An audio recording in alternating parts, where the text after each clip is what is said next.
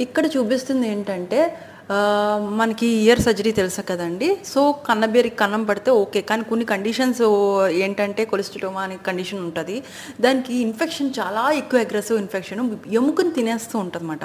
అప్పుడు ఇక్కడ వెనకాల ఇక్కడ కట్ చేసి ఇక్కడ మాస్టాయిడ్ అని ఉంటది. ఇది మాస్టాయిడ్ డెక్టమీ అంటాము. సో, ఈ యొక్క మాస్టాయిడ్ ఎయిర్ సెల్స్‌ని లోపల పస్సు ఉంటది కాబట్టి మొత్తం అంతా ఒక కన్నం చేసి నీట్‌గా ఉంచుతాం. పస్సు తీసేస్తాం అన్నమాట. సో, చాలా నీట్‌గా డ్రిల్ చేస్తామండి. ఎముకల్ని స్లోగా డ్రిల్ చేసి దాంట్లో ఉన్న పస్సు తీసేస్తూ ఉంటాం.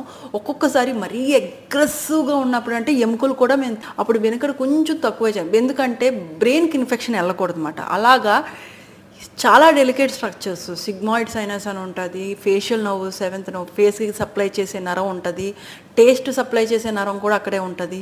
సో, చాలా జాగ్రత్తగా చేయాలి ఆ ఆపరేషన్. సో, ఇలాగ ఉన్నప్పుడు ఈ యొక్క మాస్టోడెక్టమీ అనేది చేస్తాం.